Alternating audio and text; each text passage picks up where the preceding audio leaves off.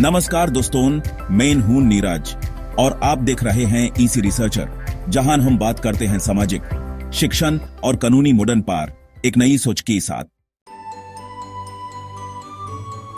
आज हम एक बहुत ही अहम और संवेदनशील विषय को समझने की कोशिश करेंगे, वक्फ अमेंडमेंट बिल 2024। ये वीडियो किसी भी धर्म, संप्रदाय या व्यक्ति के खिलाफ नहीं है। हमारा उद्देश्य है सही जानकारी पहुंचाना, बिल के फायदों और चिंताओं को संतुलित रूप में रखना और साथ मिलकर ऐसा समाज बनाना जहां समझ, सम्मान और सुधार तीनों साथ चले।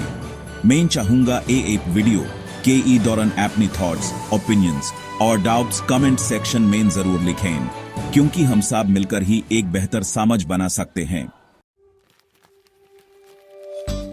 क्या होता है वक़्फ़?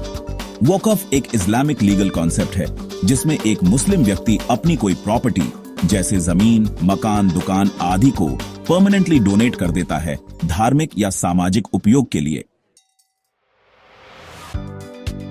उदाहरण, किसी ने अपनी जमीन मस्जिद, कब्रिस्तान, मदरसा या गरीबों की सेवा के लिए दे दी, वो वक़्फ़ कहलाती है। वक़्फ़ को वापस नहीं लिया जा सकता, वो हमेशा के लिए कम्युनिटी की हो जाती है। इस पूरे सिस्टम को मैनेज करने के लिए सेंट्रल और स्टेट लेवल पर वक़्फ़ बोर्ड्स होते हैं। क्यों लाया गया वक़्फ़ अमेंडमेंट बिल 2024? भारत में वक़्फ़ प्रॉपर्टीज की संख्या लाखों में है, लेकिन कई जगह मिसयूज हुआ है, डिस्प्यूट्स बढ़े हैं, ट्रांसपेरेंसी की कमी रही है और इनहेरिटेंस राइट्स, खास तौर पर महिलाओं के, दबाए गए हैं। इसलिए सरकार ने वक़्फ़ एक्ट 1995 में बदलाव लाने के लिए यह बिल पेश किया। वक़्फ़ अमेंडमेंट बिल 2024 के प्रमुख प्रावधान। वक़्फ़ बनाने के नियम में बदलाव हुए हैं। पहले कोई भी मुसलमान, चाहे वह प्रॉपर्टी का मालिक हो या नहीं, वक़्फ़ बना सकता था। वक़्फ़ बाय यूजर कॉन्सेप्ट से अगर कोई प्रॉपर्टी सालों से रिलीजियस यूज में थी तो उसे भी वक़्फ़ घोषित किया जा सकता था। अब केवल वह व्यक्ति जो कम से कम 5 साल से मुसलमान है और प्रॉपर्टी का मालिक है, वही वक़्फ़ बना सकता है। वक़्फ़ बाय यूजर को हटा दिया गया है, यानी अब यूजर प्रैक्टिस से कोई प्रॉपर्टी वक़्फ़ नहीं मानी जाएगी। फैमिली वक़्फ़ अलाल औलद से अब वारिसों का हक, विशेष रूप से महिलाओं का, नहीं छीना जा सकता।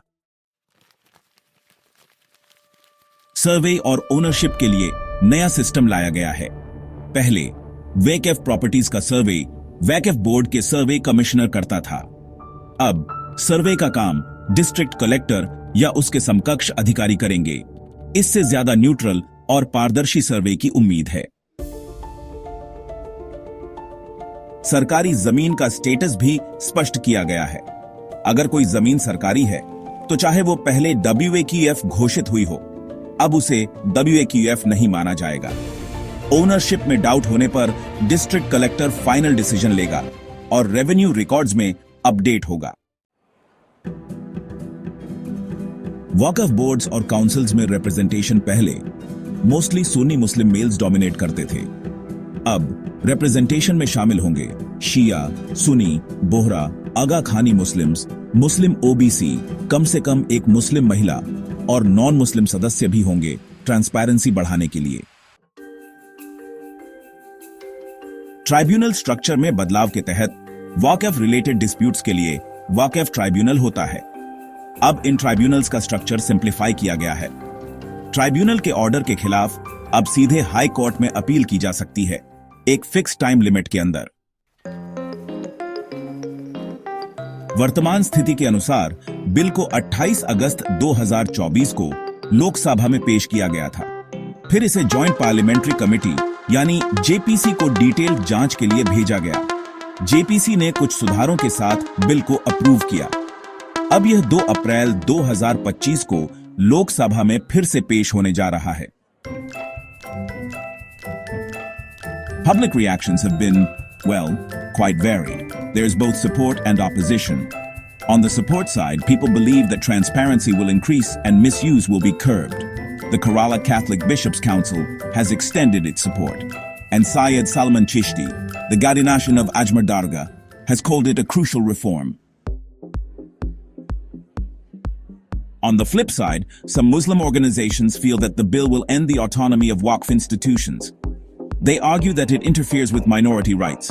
In many states, people have protested by wearing black bands, even on Eid.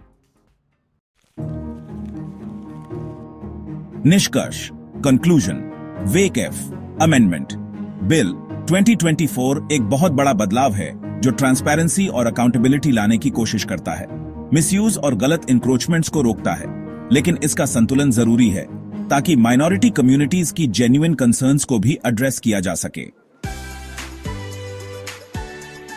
तो दोस्तन, ये था हमारा आज का डिटेल डिस्कशन वक्फ अमेंडमेंट बिल 2024 पर।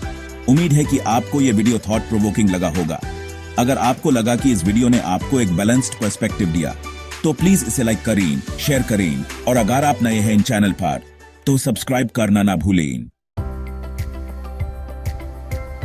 आपका ओपिनियन हमारे लिए बहुत वैल्यूएबल है। क्या आप इस बिल को एक सकारात्मक कदम मानते हैं? क्या और सुधारों की जरूरत है? कमेंट्स में अपना फीडबैक जरूर दें।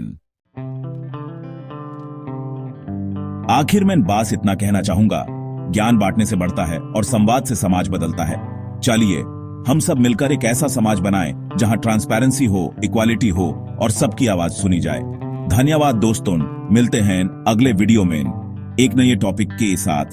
जय हिंद, खुदा हफीज और बेन रहिए इस रिसर्चर के साथ।